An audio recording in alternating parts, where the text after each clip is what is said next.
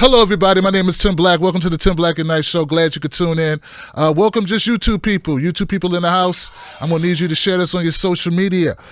This is a show that is demanded by the people. By popular demand, I was told to get this guest. Now, you may recognize him. His name is Scott Santens, and he's a writer and advocate of basic income for all. Citizen of Earth in New Orleans. Nolens. That's right. Bachelor of Science in Psychology, moderator of the Basic Income community on Reddit. He's an author as well, The Surviving the Machine, Intelligent Technology, and the Transformation of Human Work. And What Do We Do About Inequality? I love the title of that one. Ladies and gentlemen, give a warm welcome to my friend Scott Santens. Hi, everybody. Thanks for having me, Tim. That's it, man. Thank you for taking time out, man, and thank you for dealing with the technical glitches, man. I tell you, it's like they knew I was going to bring you on, Scott. It's always that way. It's always that way. You know what I mean? I live streamed yesterday with no problem. Everything was normal. And then today, they wanted to throw a curveball. So I want to jump right into it, man, especially since we're running late, bro. Okay. So what brought you to UBI? Why are you such an advocate? You're one of the most one of the biggest proponents, most vocal proponents of UBI. What led you down that pathway? Yeah, so I came into this in 2013. And so this was before the Oxford report came out. So like no one was really talking about the, automation, the future of work and this kind of thing. It just wasn't on anybody's radar. And it made the front page of Reddit. And the discussion was just about like, oh my gosh, people aren't really talking about this, but it's like a big deal. And so this thread I just thought was fascinating. And it led me to this book called Manna by Marshall Brain. And so this was like a short novella, science fiction. And I read that, and it just did a really good job of framing like this realistic scenario of where things could be going as far as automation goes, and how we basically have like a forked path we can take. It's like we can go down this one path and things are going to get worse and worse and worse, pretty dystopian. Or we can leverage this technology and we can take this utopian path and go like towards Star Trek. And so when I framed it in this way, and, I started looking, he wrote something else called Robotic Nation, and in that he talked about a basic income. I was like, well, that's interesting. So I started looking into basic income, and I didn't know about all this history that happened like in the US in the 70s. I had no idea that Nixon had like a version of it that he had proposed, and it had gotten close in the House of Representatives, passing it twice. It didn't make it through the Senate. Like I didn't realize that Martin Luther King was talking about it before he was killed. I didn't realize that there's like a argument for this that went all the way back to Thomas Paine. I didn't realize that there were all these experiments, not only in the US, but in Canada, where they had like a saturation site where essentially an entire town eliminated poverty for about 5 years. I didn't know about like the experiments in India and Namibia and all the unconditional cash transfer stuff. So I just like absorbed this like crazy because I'm huge into science and I love that. And this evidence just really got to me. So this idea that was from like how do we get to like this better future became like why didn't we do this decades, if not centuries ago? Because according to like the evidence, this will like improve a lot of different things across a lot of different measures for society.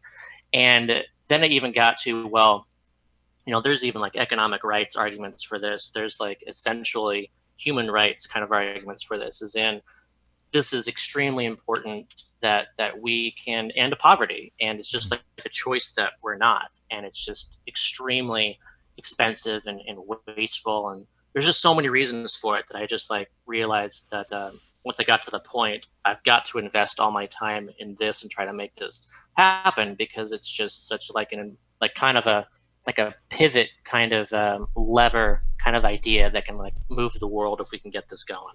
I see. It's very interesting, and I can see. I mean, it sounds like you're an honest actor, that you have a fundamental pursuit. You want a better world, and you think this is a means of getting to that better world.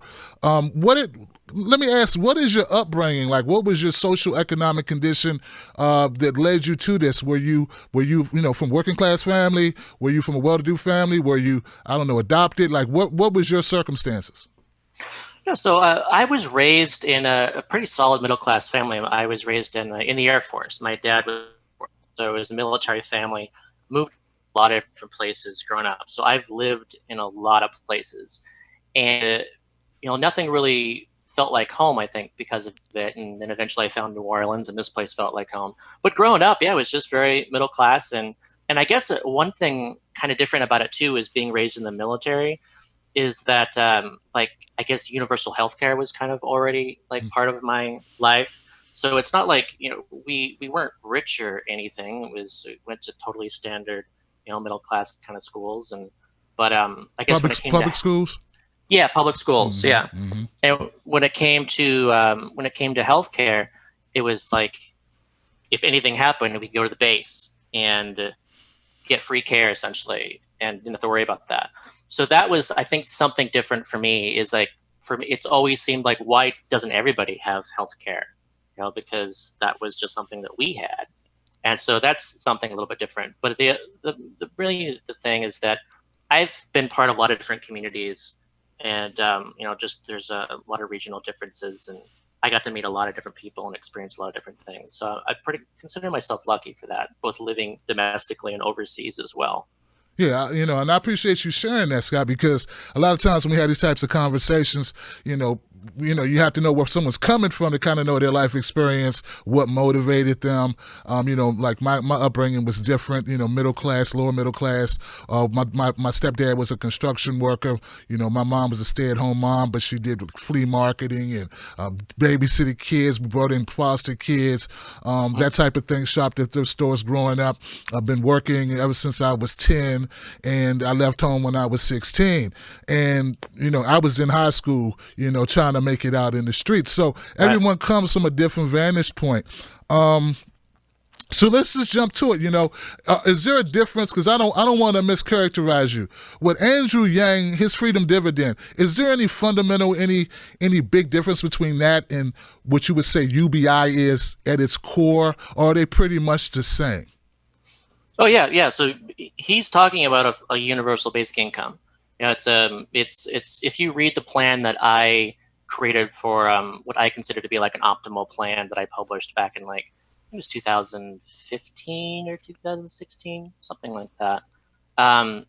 There's a lot of similarities. So even I included a 10% VAT in my plan. I also included carbon taxation in my plan and a financial transaction tax in my plan. But the main component, so I guess let's define universal basic income really, so people understand like what the components are that it needs to have. So the essential components are, the primarily needs to be unconditional.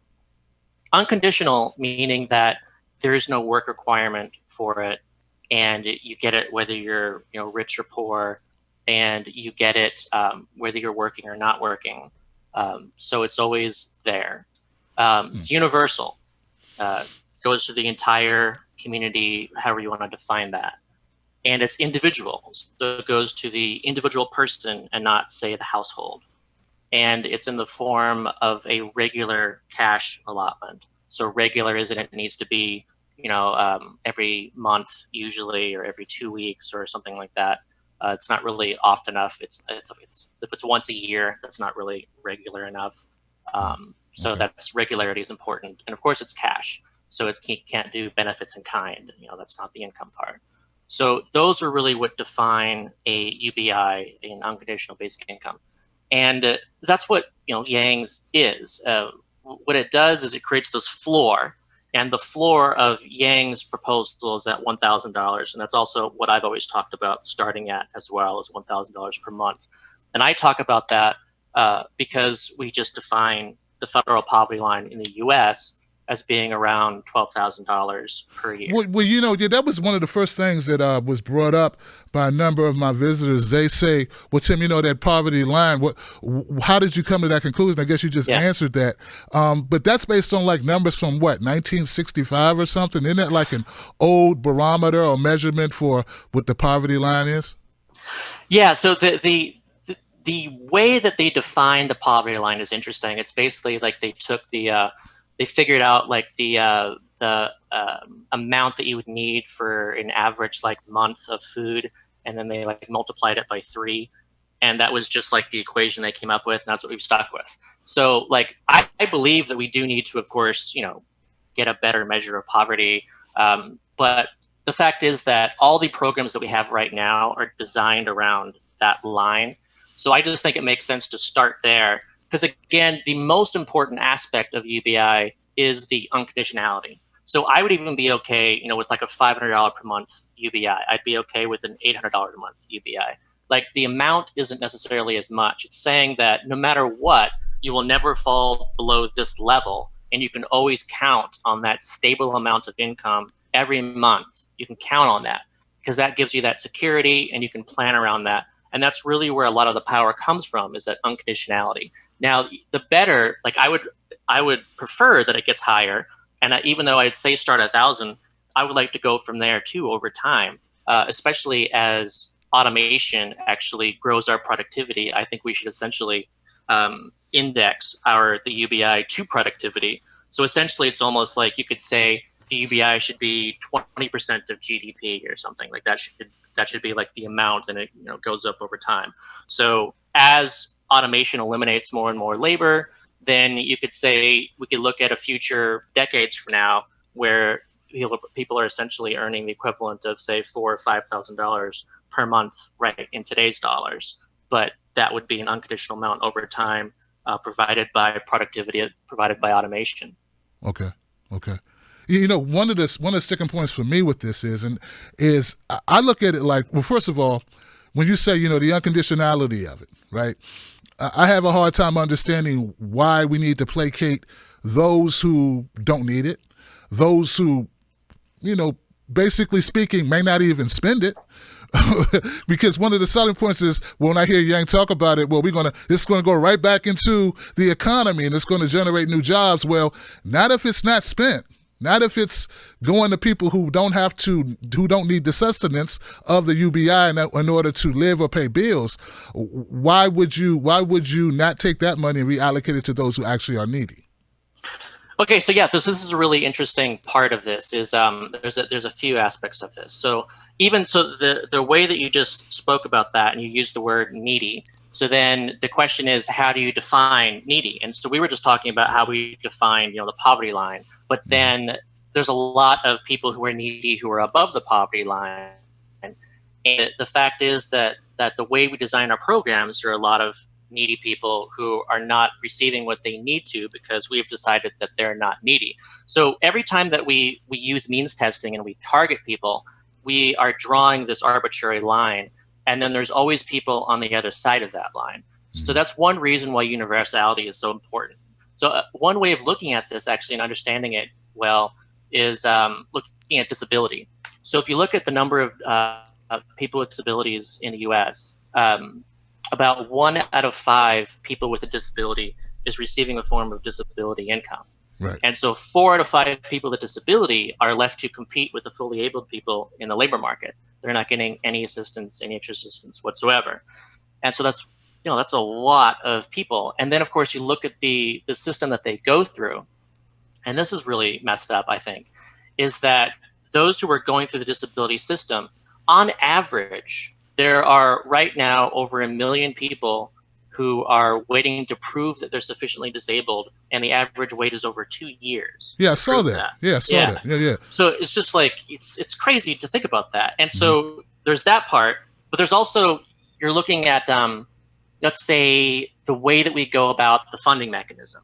And so this is something I think a lot of people don't quite understand right off the bat, is that there's net recipients and then there's net payers. So if you're like a Bill Gates, like people worry, oh, why are we giving Bill Gates $1,000 a month, right? That doesn't make any sense to give them an extra money. Or LeBron James, or or LeBron James, a lot of other people. A lot, not just Bill Gates, but anybody making over $50,000 a year. Right. 2-parent household. The thing is, right. So pretty much any way that you design a UBI that's built on a tax and transfer system is going to be taxing those at the top more than they're receiving. So essentially, if you're a Bill Gates and we introduce a UBI, then Bill Gates, let's say, is paying an extra $50,000, $100,000, $1 million, depending on how you design the taxation side of the UBI. And he's still receiving that back, but of course he's a net payer by a large amount. So effectively, he's, instead of paying an extra $100,000 per year in taxes, essentially the 12,000 is a small tax credit that he receives just like everybody else. So it's actually, like $88,000 instead of the $100,000. So he's still paying a lot more in taxes than he otherwise would. It's just we're able to design this system that he actually and the rest of the rich and stuff actually can support because it's a fully universal system. We know that universal systems are far less likely to be attacked and successfully eroded by politicians and governments because, let's say, have you heard the term that programs for the poor are pro-programs? Like if you feel that you're not benefiting from it, then there's a lot of ability to erode that. And so like if you look at something like in Alaska, where everyone receives a dividend no matter how much they earn, then it's actually a very solid, stable program. Whereas if they had, say, decided in 1984, at some point in the 80s and said, well, let's actually restrict this. Instead of giving it to everybody, let's give this to only the bottom 30% or something. Like, would the program still exist today? I don't think so. Scott, and I hear you about the Alaska, and I've heard, Andrew Yang use that example many times. He talks about the dividend that Alaskans get, but I have a friend from Alaska. Her name is Laura. She calls the show often, and she says, well, that dividend, it's because of the oil that comes out of the ground that is in our state. So it's actually because of their locations, because of the resources that they actually have in their state that they get this dividend. But that the poor people don't substantially benefit from it because, well, it's mitigated, it's compared against, any type of other assistance that they get. So if they're already financially strapped and they get food stamps, well, they don't get that money on top. So they may get 6 weeks or 8 weeks where they get no food stamps. So now the money that's for the dividend is just a way to correct the shortfall that was created by the dividend. So it really doesn't help them. I don't think that's a good example of this thing working. I think it's something Yang uses, but he never lists, my friend from Alaska who doesn't benefit at all from it. In fact, it causes her to have to refile for food stamps after 6 to 8 weeks every year. She has to do that. Yeah, these are problems with, again, the conditionality of our federal welfare systems and like how we actually draw money away and benefits away as people earn additional income. Like that is a problem with the way these things are designed, which is why it's important to be universal because they aren't withdrawn. But we also know that if you look at poverty and inequality in Alaska, post-dividend, we know that it's actually decreased poverty and decreased inequality in Alaska. And Alaska even has a higher cost of living. So if you look at the way they define poverty in Alaska, it's actually higher. So it makes a big difference there to people, and they count on it like a lot. It goes to, it tends to buy a lot of durable goods. So let's say people will use it to buy like a new dishwasher, washing machine or something, or they'll put it to pay down debts or pay down or build up savings or put into their kids' college education funds, these kinds of things. And it actually has created a lot of jobs there. And there's a recent analysis done that was really, I thought, pretty fascinating, where they created what they call the synthetic Alaska, because of course you can't really run an experiment and say what if Alaska had not created the dividend. And then, what if it did? So we can't really do that, but they did what they could to model that. And using this synthetic Alaska, it determined that there was not an increase in full-time employment. Effectively, there was a slight decrease in full-time employment, but then also the spending of the money created new jobs, which enabled people to take those jobs that they wouldn't have otherwise been able to do. There was actually no net impact on full-time employment, but there was a 17% increase in part-time employment. So it enabled people to actually take jobs they wouldn't otherwise have been able to do in a part-time basis. So I thought that was really interesting. And it's made a more stable economy in Alaska than they would otherwise, because it has that kind of baseline income that everyone can always count on. So there's a lot of actually really interesting things. You said there's a report that found that this makes the economy more stable. But you just said there was no way to measure what life would be without it. But now it's more we're stable. Modeling. This is the wonders of economics, where you just got to go with the models that you can create, and you see what they look like afterwards. It sounds like you can kind of, they say numbers can say whatever you want them to say at the end of the day. So Yeah, but I recommend looking at the paper. It's really interesting. Okay. So how would the implementation of UBI and Safe for poor Americans when the monthly UBI is considered income? And how would that impact the government safety nets that already exist? Just putting Alaska aside, but generally speaking, if you are a person, I notice that there are certain, like if you get Social Security, it stacks on Social Security, right? Right. But there are other government safety nets that it does not stack to, like SNAP, for instance. Yeah. Right. So the way that Yang has proposed his freedom dividend is to be opt-in, and so this is basically looking at contributory programs versus, say, means-tested, income-based programs. So if you look at SNAP, if you look at WIC, and if you look at TANF, like these programs and SSI, these programs would not stack with it, but Social Security disability, veterans disability, like these programs would stack on top of it. And I think it's actually an important element of the design because then you don't want to stack conditionality onto unconditionality because you have a lot of, like TANF I think is like the worst case scenario. And this is like one of those things where people don't understand the way TANF works. Also, even if they've been on it, they may not necessarily know because it varies a lot by states. The way it works is a block grant. So the federal government provides a block grant to the states, and then the state can decide how they want to distribute this cash assistance. And they can choose how much they want to provide of that block as cash assistance. And they can choose to do other things that qualify as acceptable uses of that money. And Conditions. the acceptable uses of that money has really gotten out of whack in the past decades. This happened under Clinton, so it's been in existence. Yeah, with the whole since, welfare queen thing. Yeah, with the stigmatizing of poor people and particularly single mothers. Yeah. So right now in across the country, 23% of those living in poverty receive this TANF, and this of course varies by state. So if you look at in Louisiana, where I am, for every 100 families living in poverty who qualify for TANF, 4 families receive TANF assistance. Wow. And so this is just, it's like a safety net with massive holes that people are falling through.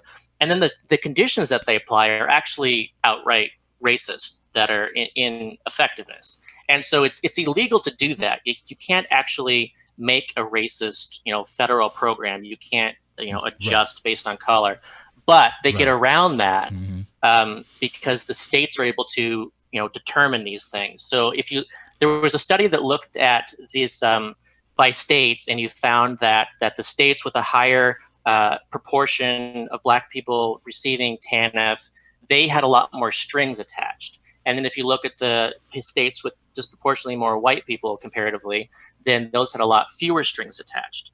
And so these strings can actually be pretty damaging to the point where they found that in the worst case scenarios, if you go through these programs and you jump through the hoops that you're told to get your TANF assistance, then you can actually end up worse off than had you had not gotten it in the first place. Wow. So, and they even found, worst of all, is that TANF is responsible for 15% of the white-Black child poverty gap in the U.S. So like it's actually growing inequality in the U.S. And that to me is just crazy. So I want to make sure. So does UBI lessen the income gap, the racial wealth gap that exists now? Does the Freedom Dividend mitigate that, or does it solve it? Yeah. So the problem with TANF, and this is actually a way of getting from, you can think about getting from TANF to like a UBI, is that the way to fix TANF is to get rid of those conditions.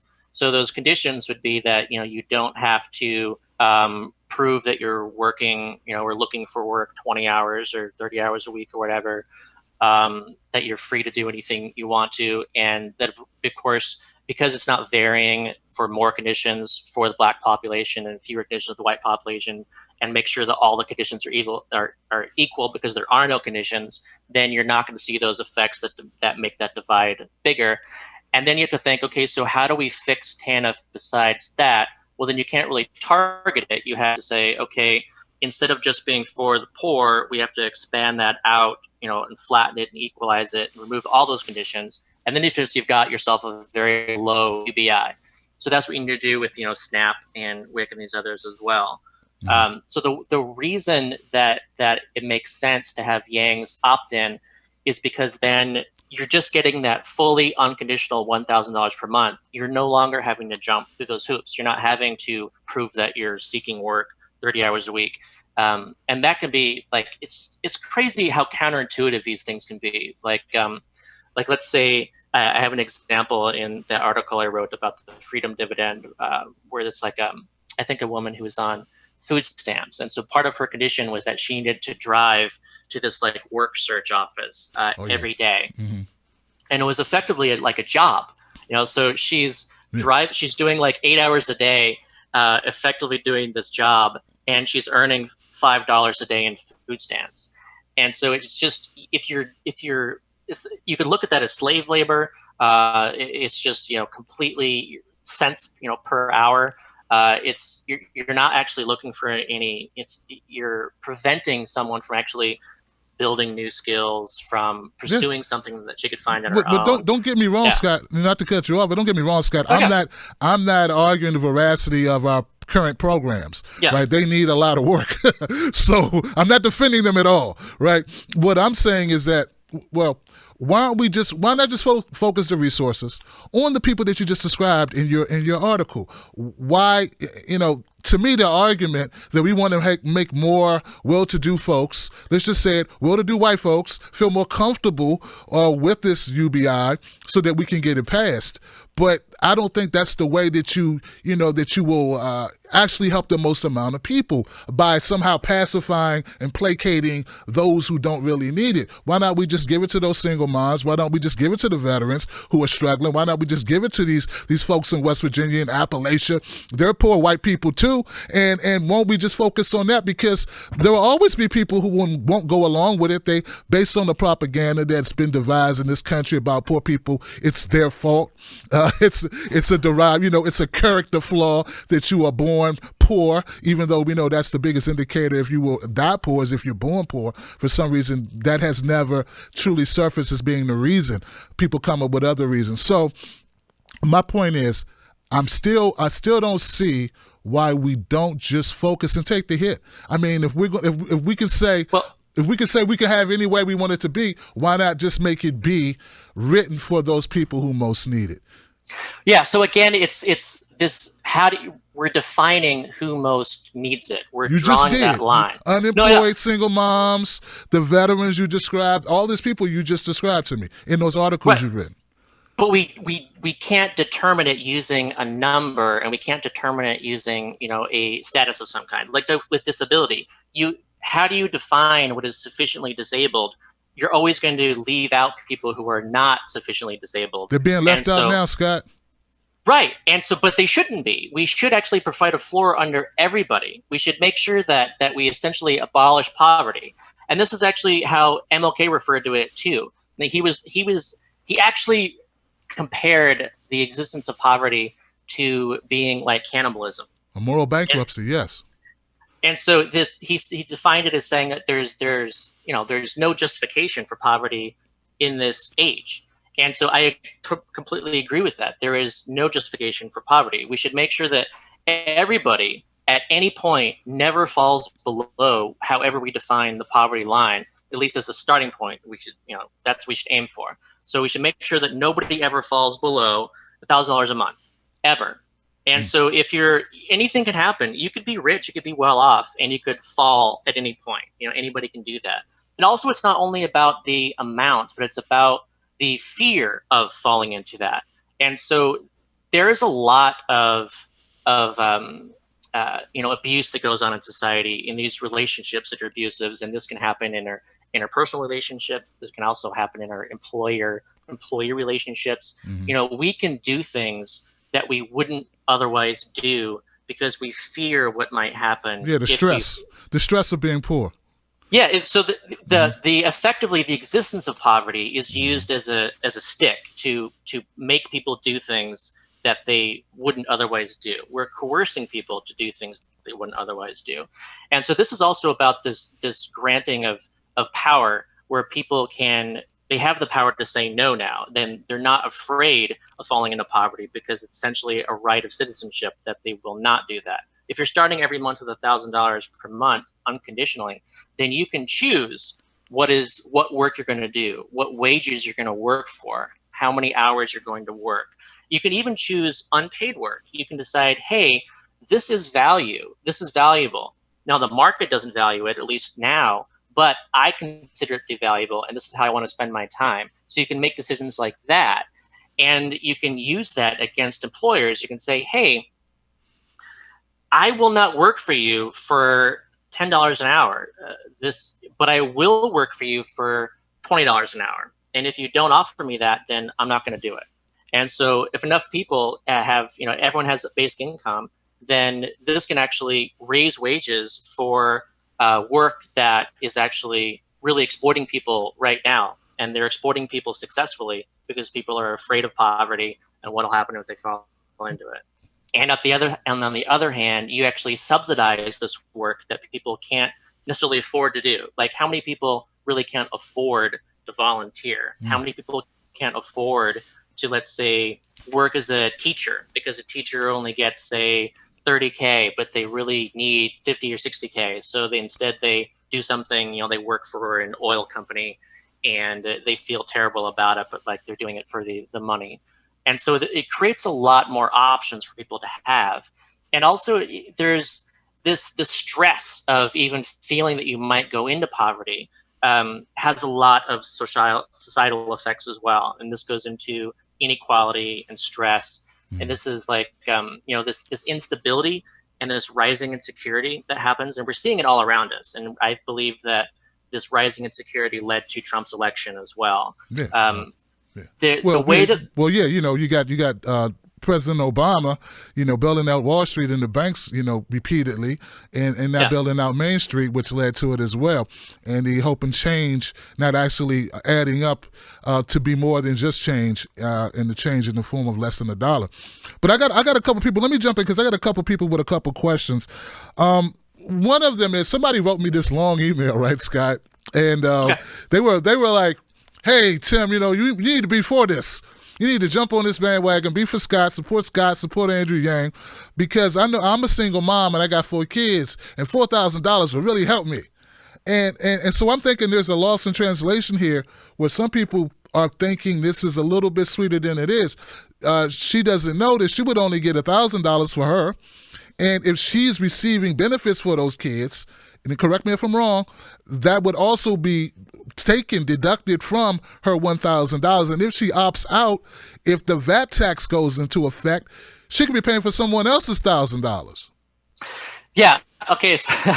So this varies a lot depending on the situation. And so, like, I don't know the age of her kids. Like, under 18, anybody under 18, right? Yeah. Right. Okay. So, but some people do have kids that they're living with who are over 18. So, I mean, that can be part of this as well.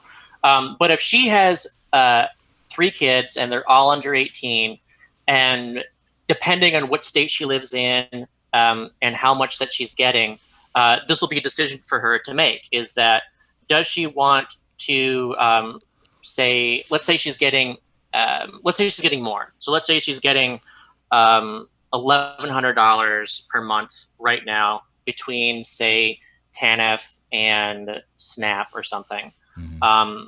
So she's above the line, and she gets to choose that or the $1,000. So there's a if you look at it by an amount, it's $100 difference, and so maybe she would want to choose that higher amount anyways, or she might look at this and go, I don't want to keep going to this, job search office 30 hours a week.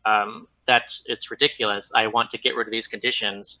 And so I want that time back. And that's another element of this, is the time that you receive, because the $1,000 a month that she would get is fully unconditional, whereas what she's receiving right now is full of these conditions. So she might make that decision. And in fact, if you ask people this and they have some of the worst conditions, they're going to say, oh, absolutely, I would take the $1,000 unconditionally. because I'm sick of dealing with the social workers. I'm sick of all the bureaucracy. I'm sick of the conditions I have to go through. I don't want anything to do with it anymore. I'd rather blow myself blow my head off with a gun. And that was like actually a quote, but this was a survey that a social worker has done, asked people this question. And like, that was one of the answers. Like, it's these conditions, the way that the system is work is just makes people so miserable.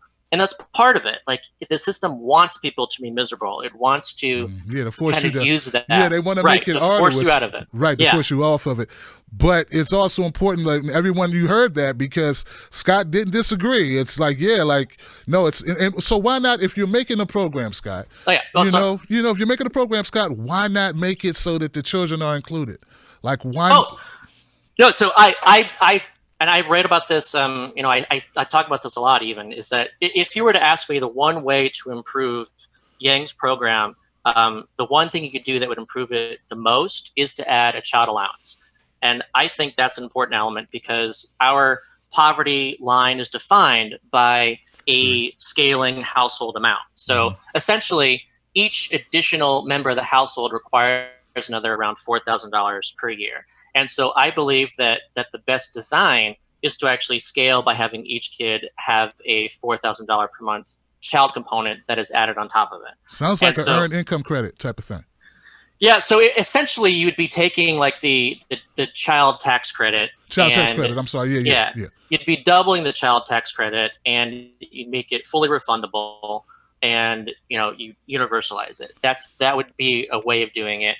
And it could actually be fairly revenue neutral, because you could also, you could reform EITC and CTC as part of this. And you wouldn't really spend as much additional money as you would need for, everything else. But I do think that I would improve that, and it would make it so that you're not essentially benefiting single adults more so than families, which is the way the existing system is built around. So yeah, I agree with that I think that it could be improved that way.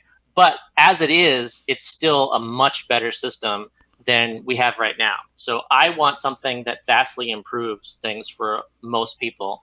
And this would be a vast improvement. This would decrease poverty by 75%, and for disposable, based on disposable incomes.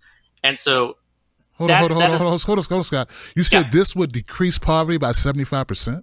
Yes. How is it decreasing poverty if people who are getting government assistance will have cuts in their government assistance that will could basically put them right where they are now, give or take a couple of $100, like you just described in that example? Okay, so you have to look at how many people are excluded and what people are getting. So right now, if you look at what people are getting, you're averaging, someone can be getting around $500, $600, $700 per month. They're not getting $1,000 per month. Okay. So if you look at those people living under the poverty line, you would be lifting most of those. The only people that aren't really lifted higher are those with a larger amount of kids, because of the lack of the child component part of it. But most people would be lifted. And also the fact is that so many people are falling through the safety net that right now, if you look at those in poverty, 13 million people living in poverty in the United States right now are entirely disconnected from the federal safety net. So these are 13 million people living in poverty getting nothing right now that suddenly get $1,000 per month because it's fully unconditional. That's where a lot of this decrease to poverty comes from, is just this lifting. You can imagine like filling up the water, like the rising up boats kind of thing. Where so many people right now are far below that line, and you're lifting up everybody to that $1,000 line. And now nobody ever falls beneath $1,000. Whereas right now, lots and lots of people are below that line. I agree. Now, of course, this brings us to where, this is a capitalistic society. So landlords, retailers, everyone knows now Scott and Andrew Yang got this thing passed, and everybody's got all this money now. So how do we mitigate the landlords increasing rents? How do we mitigate retailers upping their prices for goods and services based on this new enacted law, the UBI? Yeah. So the question of inflation is definitely the most thought first response to hearing about basic income, which I think is really interesting, that the first thought like people getting more money is that there's kind of no point to it. No, it's a point to it. It's a point to it. Yeah, I just think it needs to be more surgical. That's all. Yeah. So here's the thing. That there's a lot of variables to the inflation equation, and I think that the main thing that people don't understand when they first hear about this, and they assume that, is, again, they're thinking that you're essentially inflating the money supply, that you're creating a lot more new dollars, and then you're putting those dollars, raining it down over everybody. And so essentially, you've got a lot more money in the money supply chasing the same amount of goods and services. And so then it makes sense that, oh, well, if there's a lot more money chasing the same stuff, then you're going to have to raise prices. That makes sense.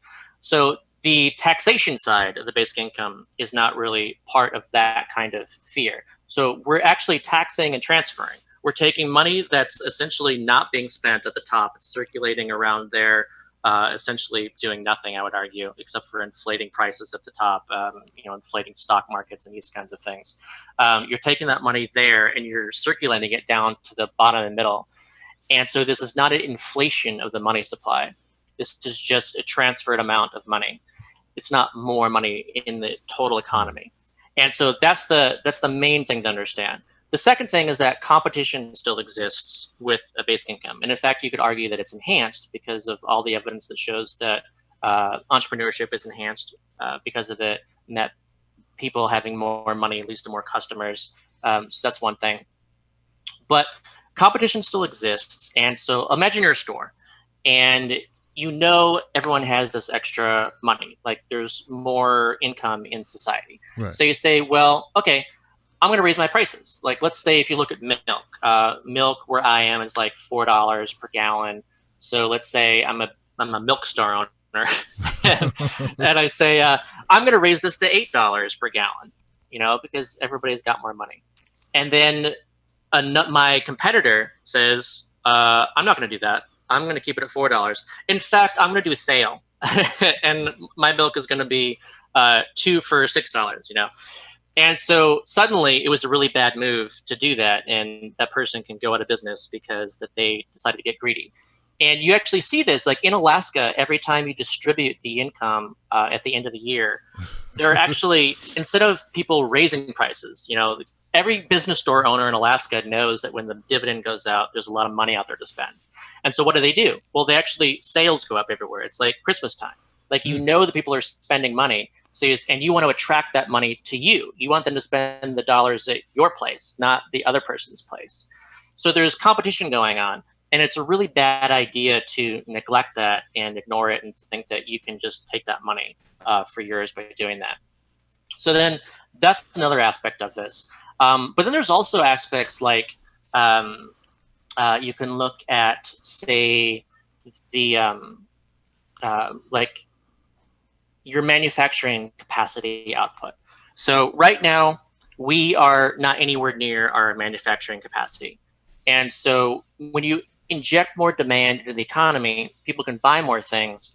And that's fine as long as you can still, create that, the supply to meet that demand. And as long as you don't exceed that supply, then you can actually do that. So right now, like we're at around 70, 80% of our manufacturing output. So we can actually create more stuff just fine. And if you look at, like, this varies by goods too. So of course, there's no limit to the amount of digital goods you can create. There's no limit to that. So there's no reason to raise prices on that. There is reason to raise prices on things that cannot be ramped up. So let's say you're looking at like a luxury handmade item or something. And so there's a lot more people wanting that scarce kind of item. And then so that price can go up. So you can expect prices to go up on these kind of luxury goods. But then also there can be a time component to that as well. So let's say prices go up immediately. Well, the person selling that good is going to want to sell more of it. So they're going to ramp up their supply in order to meet that demand. And so as that demand ramps up and as other market players come in and say, well, I want some of that action too, that I can sell this item that's really more expensive, so I'm going to do that. And as that supply increases, then you find a new equilibrium. And so that price can temporarily go up and then go back down as that supply exists to meet that demand. And so that's another aspect. And there's another aspect they called inferior goods. I think this is a kind of an interesting example where there's a lot of stuff that we buy and at the prices they are because they're really cheap, but also they kind of suck, and they let's say they wear out really quickly. So an example of this, like I a few years ago got a couch from Walmart, and this is when my fiance and I didn't really have a whole lot of extra spending money, but we needed a couch. So we got this couch, and it was like the most affordable one we could find. I think it was like $400 or something like that. And that couch lasted like literally less than 2 years. Right. Mm-hmm. Like it just basically fell apart. And so if we had a little bit more money, we could have bought, say, $1,000 couch, and we would still have it. And so there's a lot of goods out there that people are only buying because of this, and they're not buying these more durable goods that they would otherwise want. Mm-hmm. So there's almost like there's a false demand for this stuff that people only have a demand for because there's not enough money. And then another example I think is interesting is that increased demand can actually like greatly increase supply to the point where prices like can really plummet. An example of this is, say, eggs and chickens. So let's say eggs are really expensive, and then everybody gets a basic income. And so you would think, oh, well, let's say eggs are $1 a piece. And so now all of a sudden you can, pay more for eggs. But then people go, wait a second, I'm just going to buy a chicken. And so lots of people buy chickens, and they start making all these eggs. And so suddenly there's like a massive supply of eggs. So the price of eggs plummets. And so that's another thing. And then that's an example of things getting really cheap. But then let's take a look at rents. And so this is something that people are really concerned about too. So when it comes to rents, there's effectively not really a lot of competition between landlords because you're kind of in like these location kind of bubbles where people are locked there because of their jobs. What's really interesting about basic income is that suddenly people can move anywhere they want to. Or their ability to move is greatly enhanced beyond what it is right now. So let's say right now, your landlord wants to raise the rent. Well, you got to be near your job. And so you just say, all right, fine, I'll pay more. I don't have any ability to say no. But if you have an unconditional basic income, then you can say, well, wait a second. I'm actually kind of tired of living in this area where the rents are just crazy. And I have this income, and my partner has this income. And because of that, I think we can take the risk of like going to like a lower cost of living area. We're going to move away from the city, go to something more affordable. And if you do that, and there's a lot of people doing that, then suddenly you reduce pressure on housing in cities. And also you increase the ability to buy houses. You increase the ability to become, your homeowner. And this was actually an effect that was observed in the experiments in the 70s. And this was a surprising effect, actually, because this was a temporary experiment. So you can imagine they didn't expect that someone would get, a 30-year mortgage knowing that they were going to be part of an experiment for 5 years, where they got some extra money for 5 years. Why would you do that if it's only for 5 years instead of 30? But housing, home ownership went up 4 to 6%, despite that, in this short amount of time. And so that was for an experiment, and that was back then with the essentially like a lower amount. So I would expect that home ownership rates could increase now by over that amount. Wow. We could see home ownership rates go up, say 8 to 10% or something, because people are able to do that. So that pushes down our rent prices as well. And then the other thing about rent too is that there's not really a market right now for really affordable homes. Let's say as a person wanting to get into that, if you're low income, then your income is really irregular, and it's hard to secure a home and people don't want to effectively rent to you if they don't know if you're going to be able to pay the rent. So it's one of the reasons why this low affordable housing is so difficult. And so if everybody is guaranteed that $1,000 per month, then it actually creates a market where a market doesn't currently exist, where people can actually create more affordable homes and know that people will always have enough to pay that rent. And if you make it cheap enough, then you can actually, I can imagine like another, someone becoming a billionaire out of deciding to create like a way of making affordable homes, knowing that there's a giant market for people for that. So there's a lot of different variables to this equation. I think it's really interesting to look at. Yeah. Wow, that was a lot. And like I stated, man, of course, I'm sure many others really don't have an argument against people getting more money, or people having a floor underneath them, so they only fall so far. But maybe it'd be better if I just read a couple of these questions. Sure. Michael Cruz wants to know, why do you believe $1,000 per month is an indebted person per month to an indebted person who will likely spend it paying bills, causing it to be spent as quickly as they got it? Should it be in the same program as an indebted person who will take that same $1,000 and invest it? You kind of already answered that question. Actually, I think you did answer it. But strictly to Mike, what would you say to Mike? Like, his brother's doing well, he's not doing well. Why do they have to be in the same program? Like this, very simply, a few words, why does that make sense to Mike? That his brother, who's good, he's fine, man. He lucked out. He got the great IT job. He's got, he's backing up servers, making six figures. And Mike, poor Mike, he did some time. I don't know, he got caught with some marijuana because he's a Latino dude. His last name's Cruz. Maybe he got racially profiled. And this is his situation. It's hard for him to find a job. He's pushing a broom somewhere and not making a lot. Why should both brothers get the same thing? Yeah, well, both brothers are citizens of the United States. They both are human beings. They both have the same right to this amount.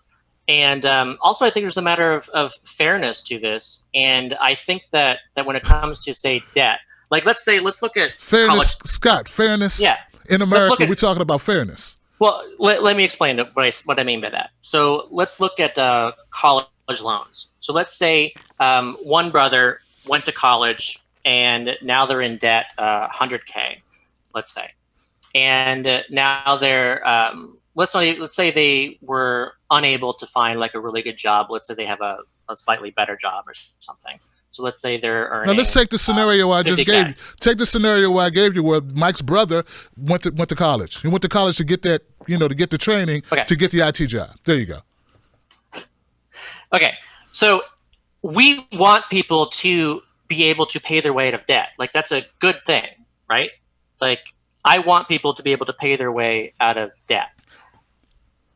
And so that's a good thing. And we want people to be able to build up savings. That's a good thing. And I don't think it's up to us to decide that one person should get, say, a different amount because they are in, say, greater need than the other person who is considered to be not as much. Because then we're deciding to make all these differences and we're deciding to draw these lines. And then, of course, you're drawing these lines and there's always going to be people right on the other side of it that it hurts because they're not getting anything. Yeah, you said that, but in that scenario I just described to you, like we have other programs that would address this brother situation. Like there's we're trying to do the debt forgiveness, right? Like Bernie Sanders has this program. Right, that's what I'm talking about. Right, so my thing, that's the thing. I think UBI, specifically the Freedom Dividend, should be more focused, more surgically focused on a specific set of people. Like I don't look at the debt forgiveness thing, Scott, and even think about single moms, or I don't think about disabled veterans, or I'm just thinking about people who are going to school and who have a lot of debt. So I think we need to focus specifically on groups that are disadvantaged in their particular plight and not try to do everything within one program. I just feel like UBI, I feel like the Freedom Dividend it just takes too much. It tries to do too much, and at the same token, it's letting others who won't benefit as much. Now, I want to believe, Scott, I want to believe that you're. This is a quote from you, right? And I read this, and I was like, wow, I want your response because it's kind of interesting. You said progressives need to accept the conditional programs aren't progressive. They are paternalistically neoliberal. The most progressive thing to do is to lift everyone up without conditions and remove the conditions of the cash and cash-like welfare benefits already being received.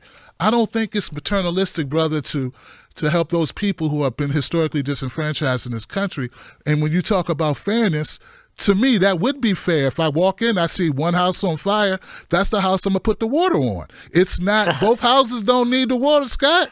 Okay, so this is a good example, actually, from this is what was learned from the basic income experiment in Kenya, and this is through Give Directly.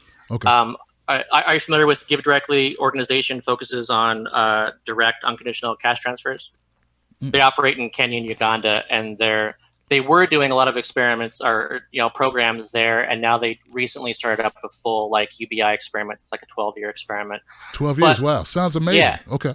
So one of the things they learned is so they were when they were just targeting the poor, and this is before the UBI experiment. They needed to figure out a way of deciding who was deserving. And so what they would do is they found that a good way to judge this was the type of roof that people had. So if you had a thatched roof, then you were poor. Mm-hmm. And if you had a tin roof, then you were well off and you didn't need anything. Okay. So as an example of this, they found that there were people in tin roofs that were really poor. But what happened was, let's say maybe they had a family member who paid for their roof to help them out, or maybe something destroyed the roof and they needed to get something up. They hit the lottery or something. Right. Yeah. So for whatever reason, right. Yeah. Got you. But it wasn't a true measurement of their predicament or their financial situation, right? Right. Gotcha. So you can find people that you think are better off and and do not need help, and we're really in need of help. And then you can find people who you think really need help, and they're actually happy. They don't really need that. So it's there's errors on both sides. It's called false inclusions and false exclusions. And they looked at these even on a worldwide basis, across programs across the world. And they found that if you look at, if you try to target the bottom 20%, and let's say you're thinking, all right, my goal is to end, hunger, help the food insecurity. You would think that if you target the bottom 20%, then you're going to get a large group of that. And they actually found that more people were outside that 20% that were food insecure than were inside that amount that were food insecure. So you excluded actually more people than you otherwise would have, because you didn't cast a wide enough net. And so the reason that UBI works so well is that you are casting a very large net. And again, you're not giving it to everybody. You've got that natural crossover point. So let's say, if you, depending on the taxation method, you've got your crossover point at $120,000, where they're getting $12,000 a year, but they're actually paying $12,000 a year in new taxes. So they're you're neutral. They're not gaining anything. They're at the 0 point. And everyone over that is actually net payers. They're essentially paying for their own basic income. Right. And everyone below $120,000 is receiving an amount. And of course, if you're right below that $120,000, then let's say you're a net recipient of $100 per month. You're getting a little bit, but it's not a lot. The full amount, the full $12,000 amount, is going to the very bottom, and then it's kind of sloping down as the net distribution goes down to the natural crossover point. So you're getting everybody, but the maximum is going to the bottom, and it's scaling down accordingly. And that just works out really well, because you're making sure that you're not excluding anybody that you want to make sure to include. Okay. Well, you know what? I think we've gone as far as we can on that. I would like to ask you, though, brother, why not the federal jobs guarantee? When I hear Andrew talk about UBI, he talks about, and you've done it tonight as well, you mentioned, MLK, and MLK supported it. But he also supported the federal jobs program as well. And me, I'm a Washingtonian. So there was this mayor, you may have heard of him. His name is Mayor Marion Barry. And everybody referred to Marion Barry, as the crack mayor because he smoked crack. But people outside of D.C. didn't understand. Now, I lived in Maryland. I was born in D.C. I grew up in Maryland, right across the street from D.C., basically, in the part of Maryland that I'm in. And I was envious of the DC kids, man, because the DC kids got something that we didn't get in Maryland. They got summer jobs, federal government summer jobs. They all became interns. Us in Maryland, we had to fend for ourselves, and it was always very hard. The unemployment rate for black teens in inner cities is off the charts, brother. So I don't know how it is in other locations, but for us, it was always high. So I have a hard time understanding why a federal jobs program doesn't make sense. Why is it an either or type of situation? When I've seen the benefit firsthand. I live in, once again, I'm in Maryland. There are a lot of people who work federal jobs. And when I hear Andrew kind of describe it, he's like, well, you might as well everybody put on their gray jumpsuits now, like they're working for Stalin or something. There are a lot of people who love their federal jobs, man, here in D.C., man. There are a lot of contractors who fight for those jobs. They love those jobs. They pay pretty well. They got great benefits. They're medical, everything. So in a nutshell, brother, what, in your opinion, why is UBI better than a federal jobs program? Well, so I think that your basic income is your primary thing. That's what we should start at. And so even I suggest that everybody even read Martin Luther King's like the chapter in his book, Where Do We Go From Here? Cares Our Community, and like read the entire chapter, because it's really good, of course, and it's just fascinating to get into this. So he referred to when he spoke about jobs and income, he effectively said we should guarantee income, and we should guarantee everyone a job, and if that doesn't make any sense, essentially, then we should do income. But he also made a point of saying that after all this time, when we're talking about poverty and eliminating it, we keep doing it indirectly. Like we keep trying to fix it by some other way. And instead of just doing it directly, which is just making sure people have enough income. And so that's your primary thing, is that when you look at the benefit of jobs, a lot of it is because it's providing income. Like that's what people need, and you're attaching the work to it. And it's not that work is bad. We absolutely do need meaning in our lives. You need to find this stuff.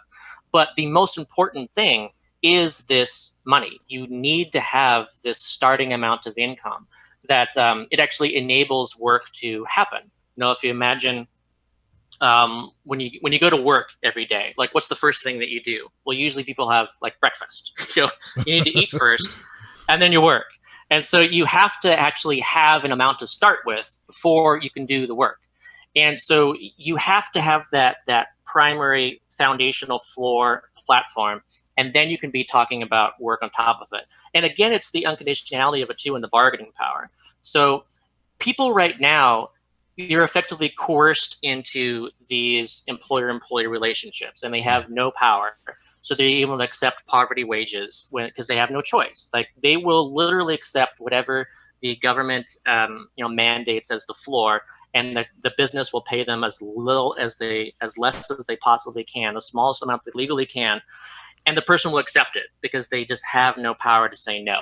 Right. So it's really important that you have that element into it, because then people are choosing the work that actually makes sense for them. They're not just choosing any work they can find because they need the income. What we want people to do is find the work that's best for them. And that can be government jobs. Like there's nothing stopping us. And I agree that we should do, especially from a Green New Deal lens, we should invest in jobs that are not being done, and we should do them.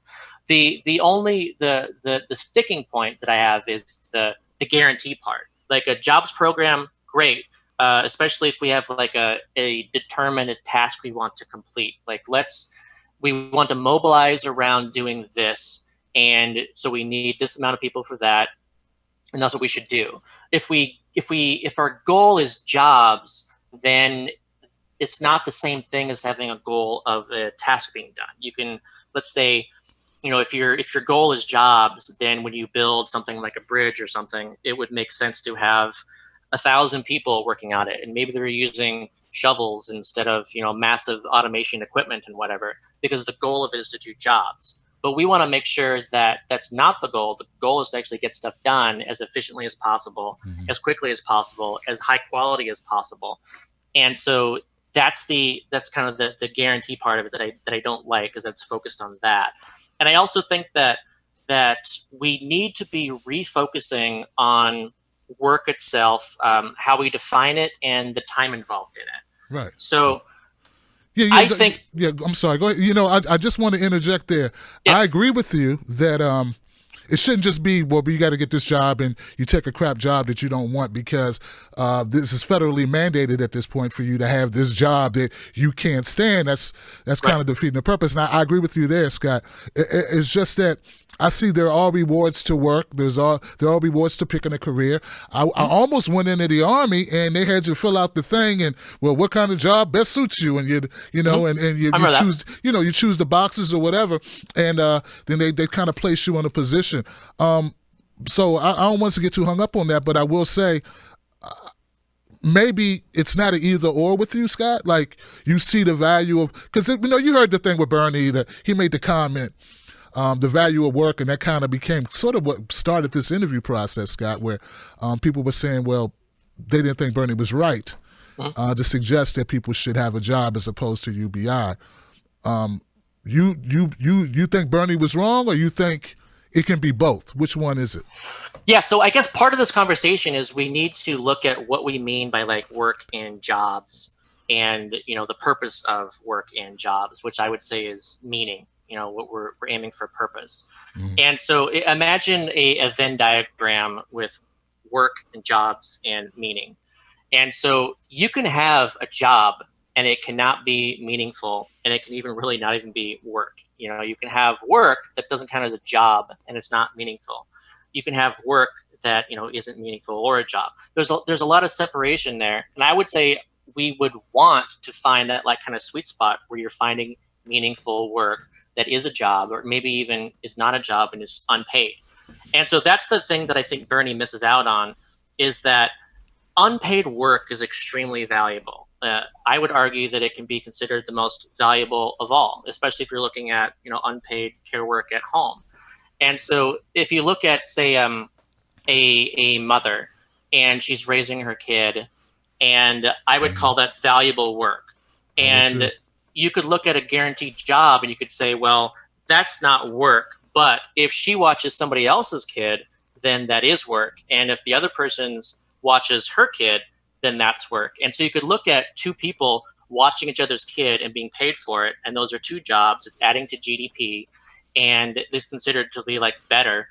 But I would argue that's not. That it would be better to just enable people to choose to raise their own kids in the ways that they choose, and for that to be valued.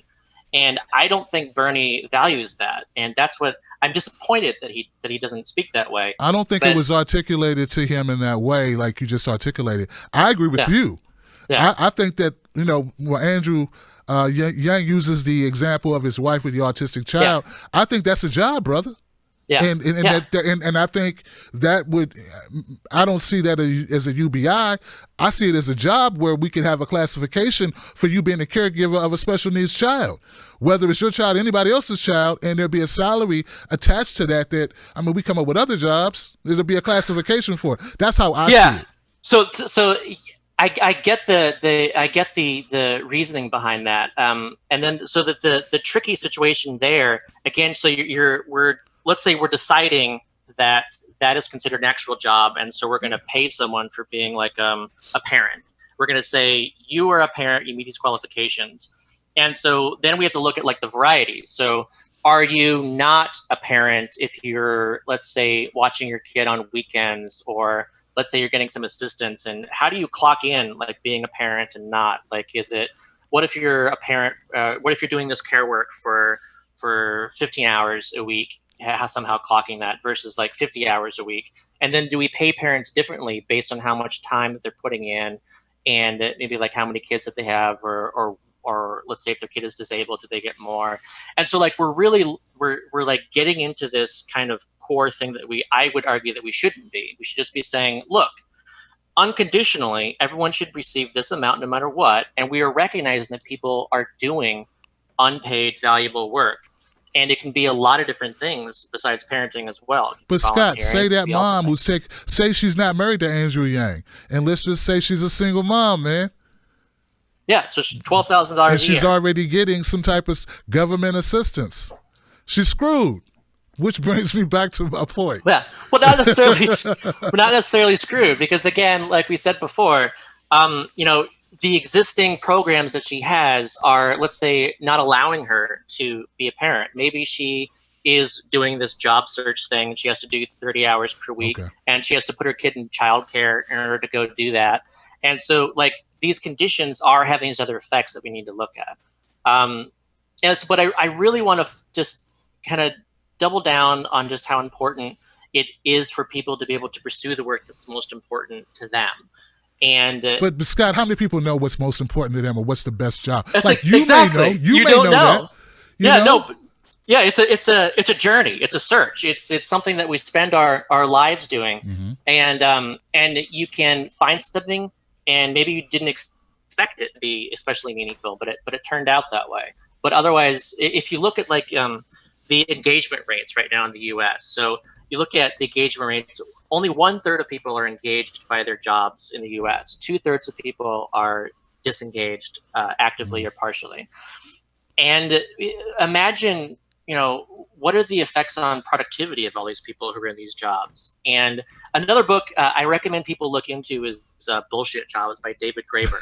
It's a great book. And the theory that he gets into there, and he categorizes these various, he makes up different categories for what counts as a bullshit job and what it entails.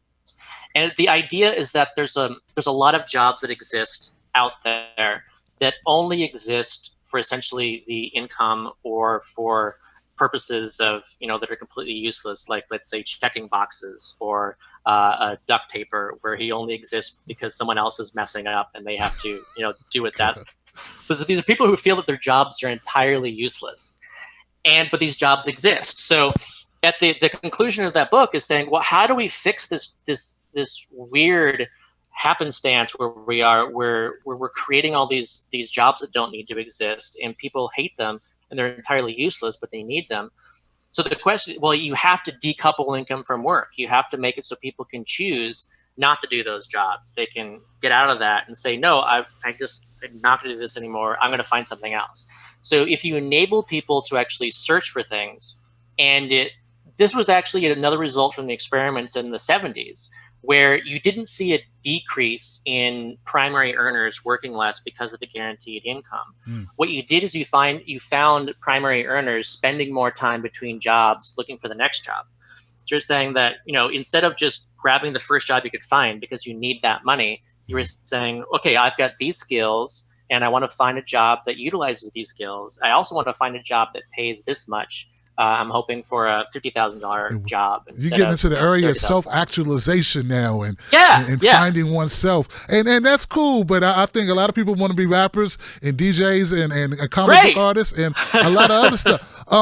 Laura Lion Gate, now you brought up a good point, because what about our folks who aren't American citizens who are here? Undocumented people. Those people do not qualify for the Freedom Dividend, do they? Yeah, this is how I would design it too, especially in the U.S., and especially to start, because we have to start somewhere, and we already use this. Like, not everybody can vote. You don't cross the border and you don't gain the ability to vote. You have to be a citizen to vote. And so if you tie that to that, it's basically the same way. You're saying that if you are a citizen of the United States, then you receive this as a right of citizenship. And if you come into the country and you immigrate, you can get there. It is possible to become a citizen, and the process can be, expensive. It can be long. It can be 5 to 10 years or so on average. But it is possible to eventually get there and gain your citizenship. And it also you can look at this as incentivizing legal immigration too, because people are fearing, oh my gosh, if we provide a basic income, then suddenly we'd have like this influx of immigrants coming in to try to get the money. Yeah, Scott. Yeah, you're giving away $12,000 a year per 18-year-old person. Right. So, and that you could argue that if you get it as soon as you cross the border, but you don't. You have to be a citizen. And so if you're If you're undocumented, then of course you're not going to get it because you're undocumented. You actually have to become documented and go through the process of gaining the citizenship. So effectively, you can incentivize legal immigration through a basic income that is provided to citizens. Yeah, you would definitely do that. I heard Andrew Yang said he was tightening up our border security, no doubt, if this was enacted. I think this is my last question. One of the things that Mr. Yang said was that part of the reason why we need this is the automation, the robotics, the AI that are displacing workers. And I was really moved by that, man, when he told me a story, because I interviewed him, and he was telling me about the workers and the truckers and how they, how their jobs are going away. And he spent time with them, he talked to them. And he talked about Amazon, and he talked about Facebook, and he talked about, and my thing is, why don't we just tax those sons of bitches, Scott? Like, tax the corporations who are displacing the workers. And we don't need this. We don't need this big program. Let's just get these bastards to kick in their money where they need to pay. Let's get them to pay their taxes and stop dodging the tax code.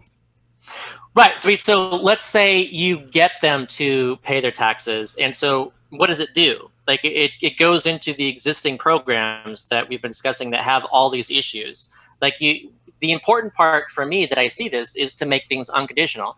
And they should be paying. Like it is a problem that you have these ginormous trillion-dollar companies that are not paying federal income taxes, and we're effectively subsidizing. It's a problem that they're even earning income off of our data. Like we're the ones generating all of this value, and they're capturing it.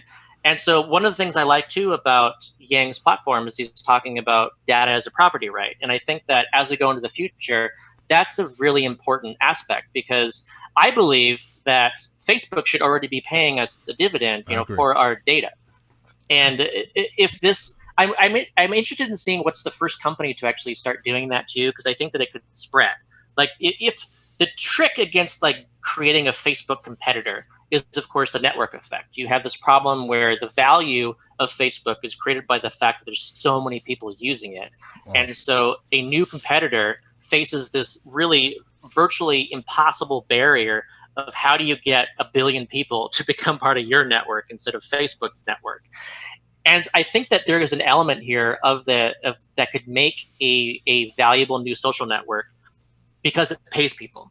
And so if you're able to create a network that pays people sufficiently well, that people that they say, oh, well, why am I using Facebook that's misusing my data? I'm going to use this instead. And then all of a sudden, that company could possibly compete against Facebook. Is Facebook going to last forever? It could be the next MySpace. I don't know. But I think a company like that could do it. And then I think that could spread. Like once you set the precedent that people are used to earning a dividend based on their value as data creators, then other companies have to do that too. People start getting used to it. They're saying that they're no longer going to give away their value for free. And I think that's a really important precedent to make as we go into the future. And then another aspect of this too is that we need to recognize that we're the ones who paid for a lot of this technology in the research and design phase, decades ago. Most research, actually practically all research, level 1 initial research is publicly funded. And so we publicly fund this research and it goes off. You could even say this with self-driving cars. This started with DARPA, with the DARPA competition. This was a defense program where they had this competition to create the self-driving car. And so that goes off into the private wilderness, and you've got companies utilizing this. And suddenly they become, the next $1 trillion company. And what do we see? Where's our return on investment as taxpayers who invested in this technology? We're not getting anything. And so we need to understand that is our value too, that we should be getting that. And as we go into this future and as we have more and more technology and more automation, I think that we need to understand, we could even see this as like a technological inheritance. This is something that technology is built upon all the generations previous, and it's building up and up and up. And then here we are, and this is ours. Where else should it go? If all these companies and all this value it's generating it shouldn't just stay up there. It should go to us. And in what form should it be? It should be in the form of something without conditions. It should be liberating. It should be our income, just like stockholders receive dividends. It's up to us to make that happen. Well, I hear you, man, Scott. I think we're gonna have to just agree to disagree on slightly, on some points here. But I do believe that you're an honest actor, brother, and that you believe that this would better our society, and you provide evidence to how you're thinking, what your thinking is, and how you process this. And I just appreciate the fact you sat down and explained it so that people can get a clear picture. For me, just so my audience knows, I'm having a hard time getting past the fact that we're giving it to everyone. I think that people, there are people who need our assistance. I understand your rationale, but there are people who would need it more than others. Those are who we should focus that help to. And as far as the pushback we get from society, Scott, brother, I'm sorry, but I just think we're going to get that all the time. There are people who are not going to get on board, and if we have a UBI system, I'm afraid that people will leave the social safety nets. They'll opt into it. Then we'll have the Republican lawmakers cut those social safety nets. And then because we're giving the UBI to everybody, they'll say, well, you don't really need that either. And then they'll start cutting that safety net. And then what do we have? I just think it's a slippery slope. I don't trust that UBI that it would be there for all of these services that we need. Look at Trump now, man. He's cut social safety nets drastically. Oh yeah, but now look at Social Security too. And Social Security is a universal program that everyone expects to receive, and it's essentially untouchable by politicians. They keep trying to. They want to say privatize it. They want to measure it the COLA rate in a different way. Like they want to do these things, but the fact is that seniors quite actually have a lot of power, and I think it's enhanced by the fact that they do have Social Security. And so if you see basic income as Social Security for all, you can see that it's going to be a lot stronger program. Trump can do all these things with these poverty programs because, again, programs for the poor are poor programs. People think, oh, people who are poor deserve it. They made their mistakes. I'm not going to make a mistake. I don't need to worry about that. I'm fine. They, screw them. Right. And so that's how all these erosions happen because of the targeting. It's the universality that we need in order to strengthen these programs. That's how you're able to make these programs last and lasting, and people feel that they all have buy-in to it. I hear you, man. Scott, tell people where to go to find out more about you and your work. Yeah, so you can follow me on Twitter at Scott Santens, and also you can subscribe to my newsletter, and that's scottsantens.news. And my blog is at scottsantens.com. Well, Scott, after this conversation, I'm going to have the MMT people. They're going to be like, Tim, you better let us on and talk now. If you don't, Tim, we coming for you with pitchforks. I just want to shout out some of the people who provided information. I have a list of names.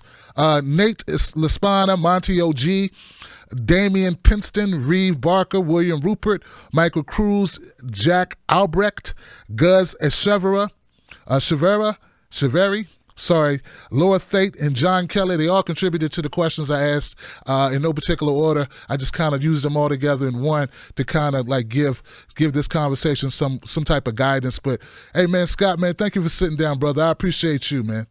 Oh, no, thank you so much, Tim. And, I just love that we can sit down and talk about ideas like this. And it's really, I think, an improvement upon the traditional media that we're evolving into, where we actually have this ability to interact and speak in long form and really dive into these ideas instead of just these kind of sound bites and little shallow kind of conversations. So thank you so much for having me on. Demonizing one another too. That's what happens, man.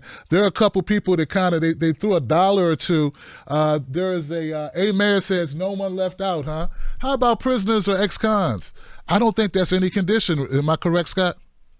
Yeah, so this is definitely going to be part of the conversation, and I would prefer that people in prison actually receive a basic income, but I know that would be really difficult. But the thing is that as soon as they exit prison, they are absolutely going to get basic income, and I think that's going to have a massive effect on recidivism rates, because I think a lot of people go back into prison because, again, they can't find employment. they effectively are locked out of the economy once you go into prison. That's a big problem. So I think basic income will actually have a hugely positive effect on that. All right, guys, I'll see you tomorrow for Freedom Friday. Hey, look, guys, if you had a question, you didn't get it, call in tomorrow to the show. The phone lines will be open. Until then, take care. Thanks, Tim. All right, Scott.